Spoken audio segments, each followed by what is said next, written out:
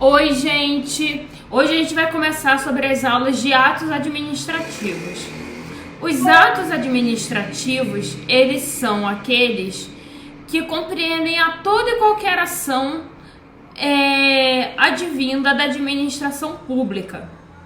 Então, eles podem ser discricionários ou vinculados. E também podem ser simples ou complexos. Por exemplo, o ato da administração pública que for vinculado, ele é porque precisa preencher diversos requisitos para que seja concedida a determinada ação, né, a determinada conduta, o objetivo que o agente ou o administrado pretende adquirir da administração pública. O discricionário, ele depende de conveniência e oportunidade. Então fica a cargo da administração pública fazer vincular aquele ato ou não.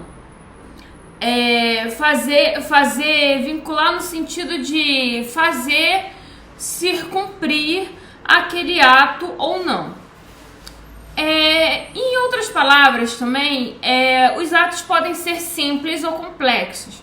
Simples, quando eles dependem, eles precisam apenas de uma pessoa para poder realizar esse tipo de ato. E complexo, e ele se faz a partir de uma única conduta.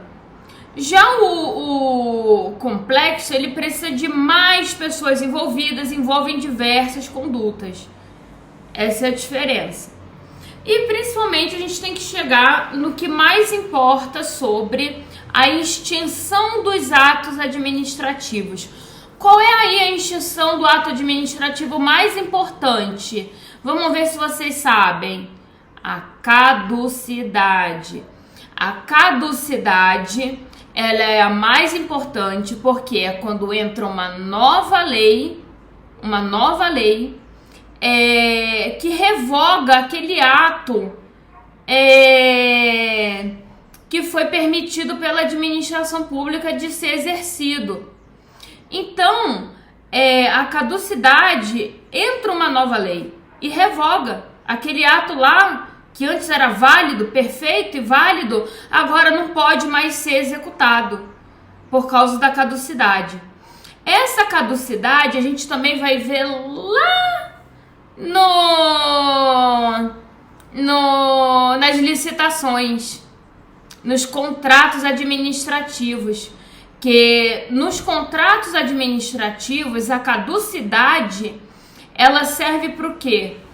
Ela serve para quando uma das partes que não pôde executar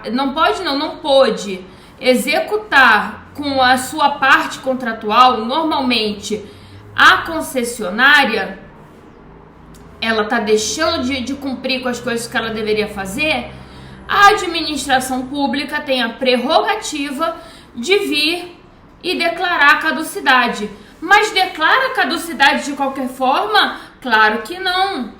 Ela vai primeiro acionar a concessionária, vai falar: olha, concessionária, você não está cumprindo com a sua parte no contrato. Eu vou te dar um prazo, vou abrir um prazo, porque tá vendo isso aqui que tá no contrato que você deveria estar fazendo? Você não está fazendo.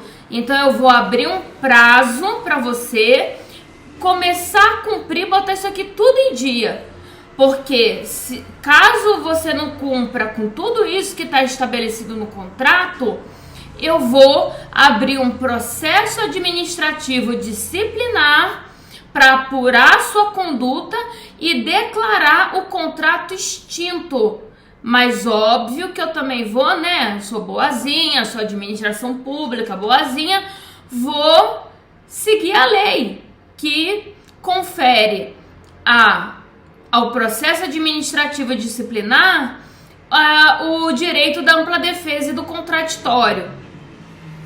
Então esses são os principais apontamentos, fazer essa diferenciação, falar sobre os atos e a parte que ali, o filé mignon dos atos, contratos e atos administrativos.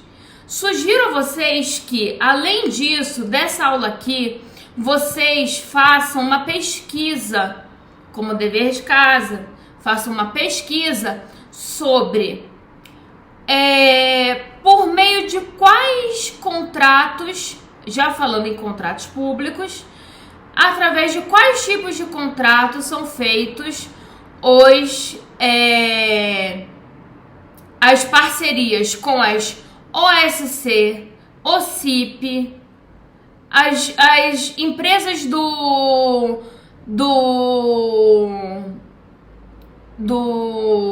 as empresas S, do sistema S, e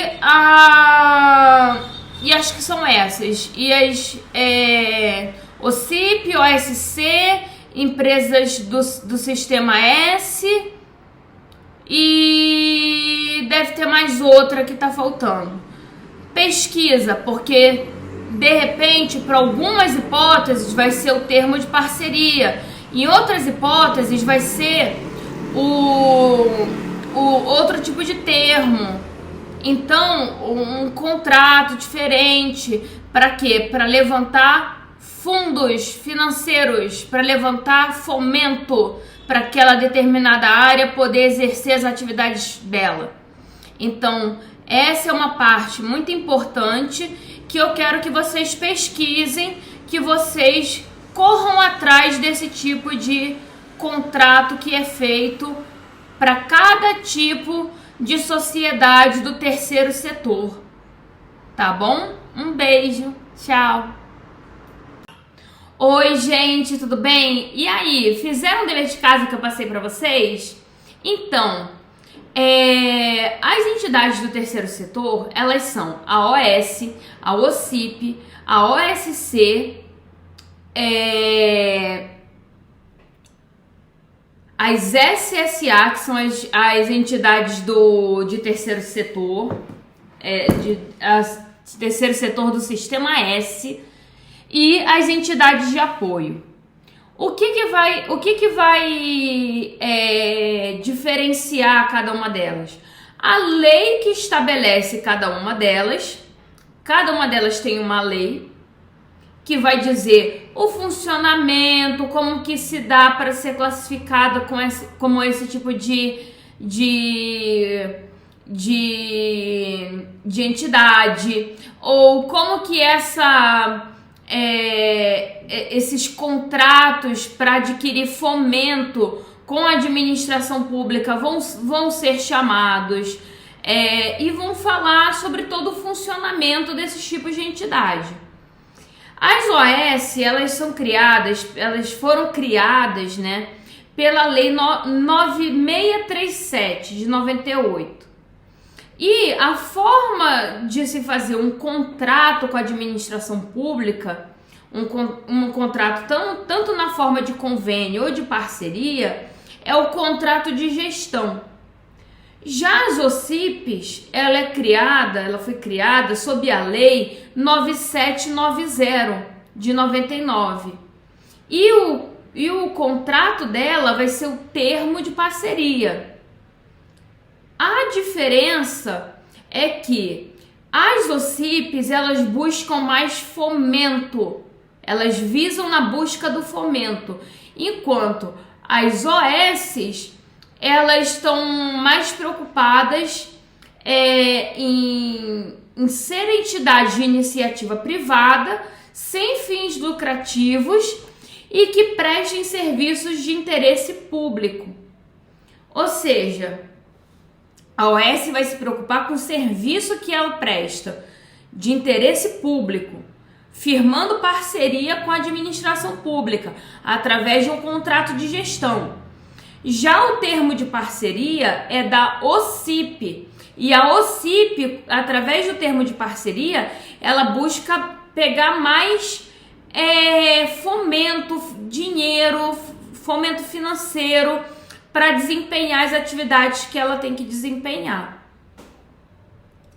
As SSAs, que são as sociedades do Sistema S, cada uma delas, o SENAI, o SES, o SENAC, o SESC, essas entidades, né, elas têm cada uma lei específica para a sua criação.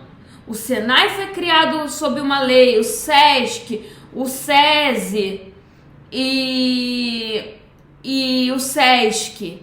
E, por exemplo, de acordo como eles foram criados, cada um por uma lei específica, cada lei específica vai dizer qual é o tipo de contrato que eles devem fazer na hora de buscar fomento ou firmar uma parceria com a administração pública. Já as OS6, elas são criadas, né, pela égide da 13.019 de 2014. E pode ser tanto feito um termo de colaboração, como um termo de fomento ou um acordo de cooperação. O acordo de cooperação tanto faz se foi a OSC que foi buscar fomento com a administração, ou se a administração foi buscar o fomento, foi oferecer o fomento para a OS. O termo de fomento é quando a OSC ela busca o fomento com a administração pública. E o termo de colaboração é quando a administração pública visa fornecer fomento para a OSC. Então, são todas essas OSs, elas buscam o quê? Uma parceria com o Estado para conseguir fomento. Todas as organizações do terceiro setor, em sua grande parte, excluindo nem excluindo a OCIP, na verdade, né? Porque excluindo a OAS, a organização social, buscam fomento da administração pública, verba da administração pública, para que elas possam desempenhar as suas atividades.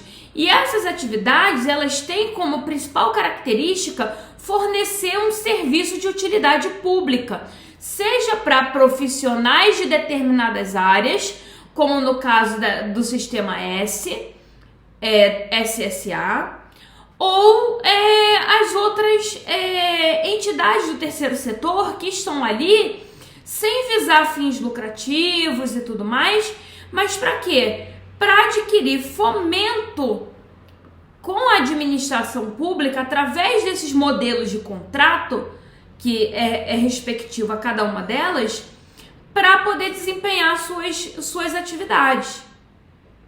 Então, nesse sentido, é que a gente fecha aqui com a matéria de atos indo para contratos, porque é quando vocês vão entender que os atos da administração pública, eles permeiam as outras áreas do direito público, do direito administrativo.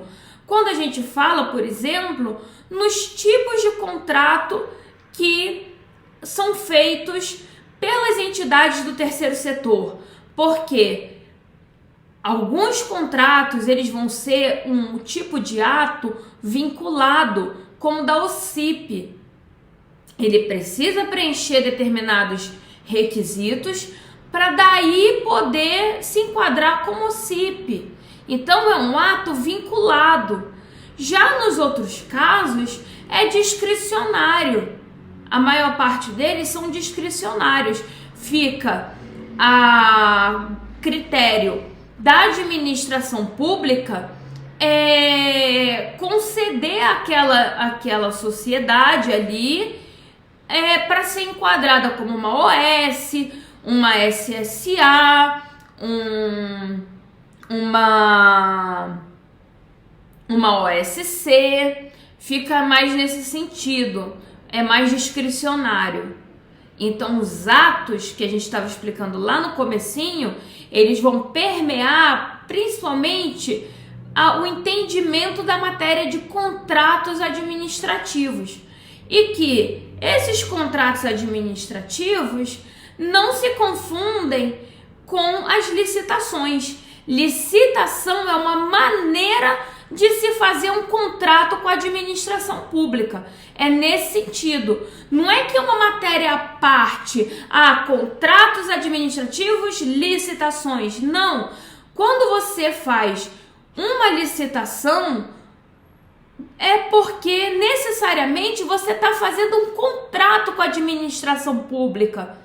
É nesse sentido. Então, por isso que eu falo que todo direito administrativo é grudadinho. Uma coisa tem a ver com a outra. Vocês estão conseguindo compreender de uma maneira mais ampla agora?